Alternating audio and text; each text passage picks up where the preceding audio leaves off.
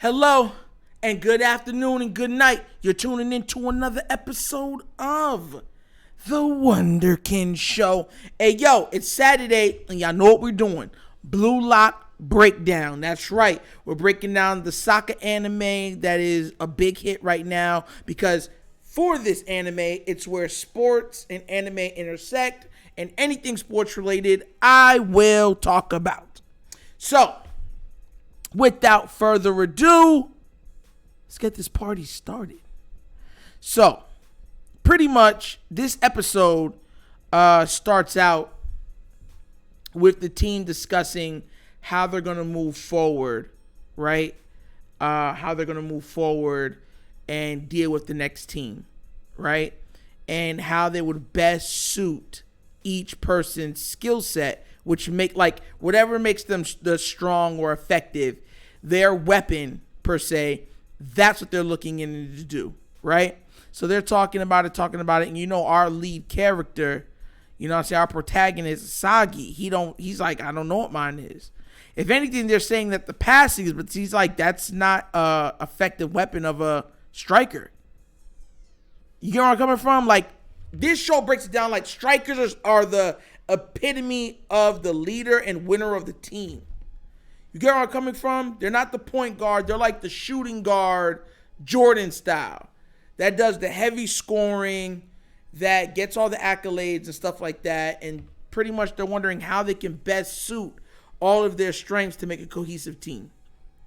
Right? So that's going on, right? It goes forward, fast forwards to Asagi in the lunchroom. Now, y'all got to remember this, right? They're not giving good food, right? Because they're the last place team, all the food that they got sucks. Absolutely trash. So he's been eating this thing called nati every day. Every single day for breakfast, lunch, and dinners. So he's pissed. He's like, you're not pissed, but you know what I'm saying? He's like, and for anybody that'd be like, that's not too bad. Remember when you were a kid and you would be like, oh my God, I could eat McDonald's every day. Go ask McDonald's workers if they would eat McDonald's every day. Go ask them if they even want it that day. They're going to say no because too much of anything becomes insipid. So, the main guy that had pretty much hit the game winner last week, not the game winner, but the one goal that they scored that Asagi assisted on, he comes in. Now, this part gets kind of funny, right? Because when you score points, because that's what it's all about at the end of the day, you get points. And what I mean by points, it's like a value to everything that you could buy better things. So if you see here, this is what like the A group is eating normally. But the last group, they got to put everything together. You have to score and have and accrue points to get something like that. And so he's looking at Asagi eating, and homie's just like, yeah, like he goes and gets his steak. Now Asagi is like, oh my God. Kunigami is looking at him like, yeah, so I'm gonna eat. So Asagi's looking at him like, hey, yo, that look mad good, bro. Man, I love that meat. Pause. Hey, yo. So fast forward a little bit. They break it down to say, hey, okay, this is what you have to do. And he points over to a board pretty much that lets you know what it is. Now, this man is salivating when he sees this. Because once again, he hasn't eaten anything but this thing called like nati. So that's all he's eating. So he's seeing, imagine eating one thing for months and someone puts a prime steak with potatoes right in front of you. Well done. Or some of y'all like medium rare, whatever else it is. But trimmed perfectly, fresh off the skillet. Your mouth is going to water, bro. Your mouth is going to water. So he's like, man, this looks so good. So right here, you can actually see the point value for each one. It's like, oh, if you get one, it's like, this is 5 points, this is 1 point, this is 10 points. And so he's looking at that like, man, I wish I would have scored. right? But, the other guy, he's not selfish. You know what I'm saying? Kunigami is not selfish at all. You know what I'm saying? To him, he's like, yo, thank you, bro. I wouldn't have got this if you didn't pass the ball to me. Because at the end of the day, they're all strikers. But if they can't get it in the goal for any means, no matter what happens, they're not going to get rewarded for whatever skill that they think that they have. So he's looking at it like, yo, bro, thanks, man. You know what I'm saying? That's so appreciated.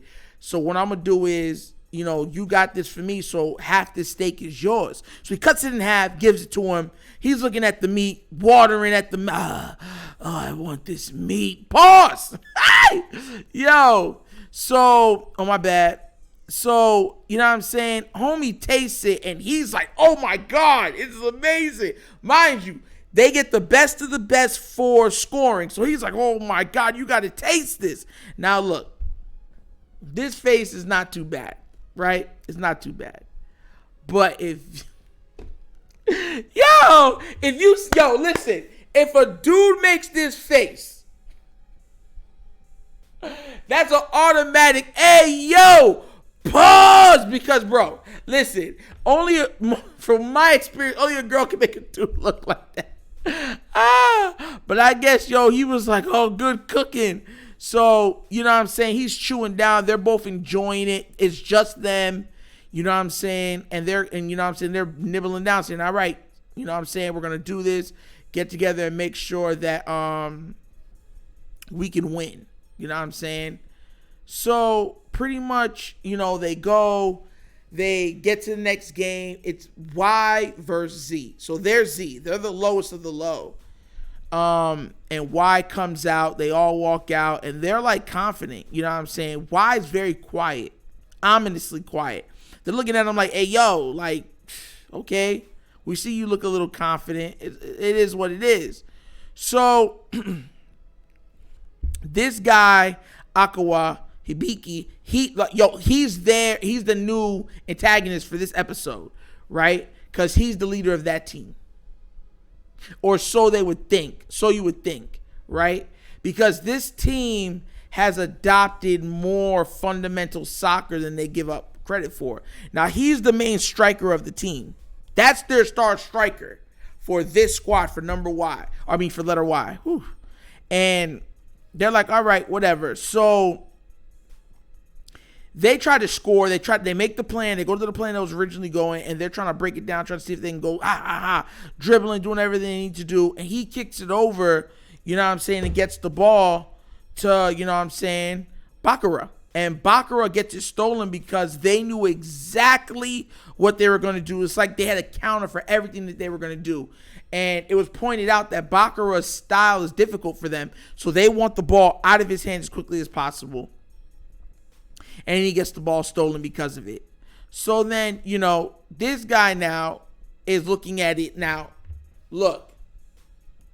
Next episode, he's the true antagonist of this episode. Even though I said the other guy, he's the true one. It just doesn't break it down for you at the beginning. So pretty much he's like this, like, yo, he's the sniper.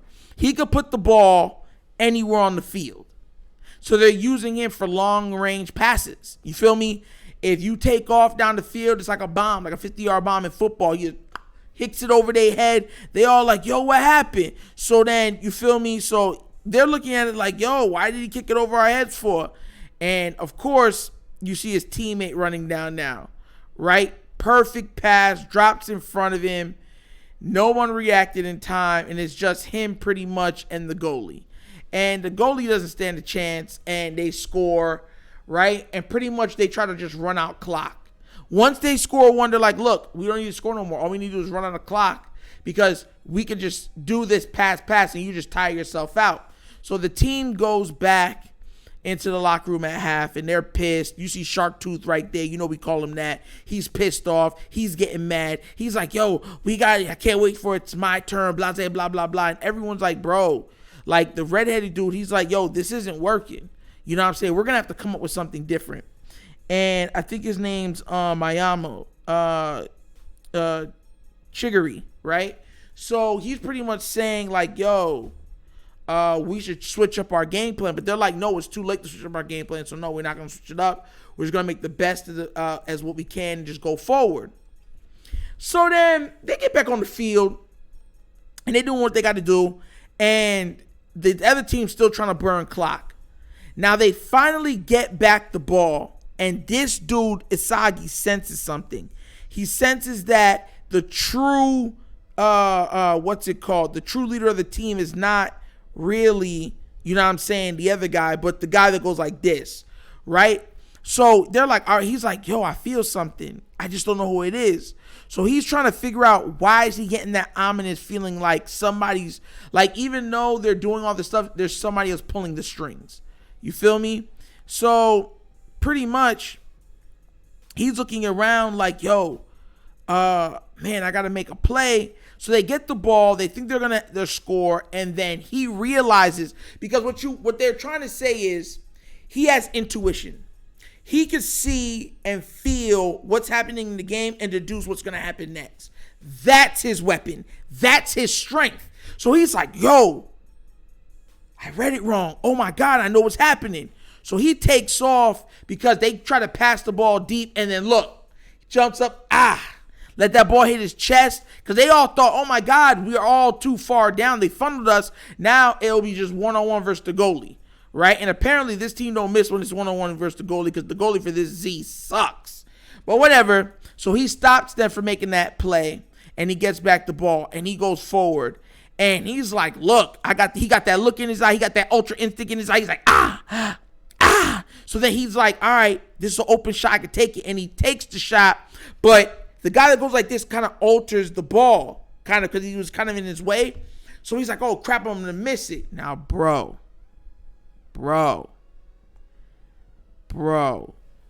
Homie comes out right here to, you know what I'm saying, knock it in. Now, look at that angle. Because you know, if you take that far, you're going to hit that pole. And he's diving, trying to make sure that he puts in what he needs to put in to win. Gagamaru,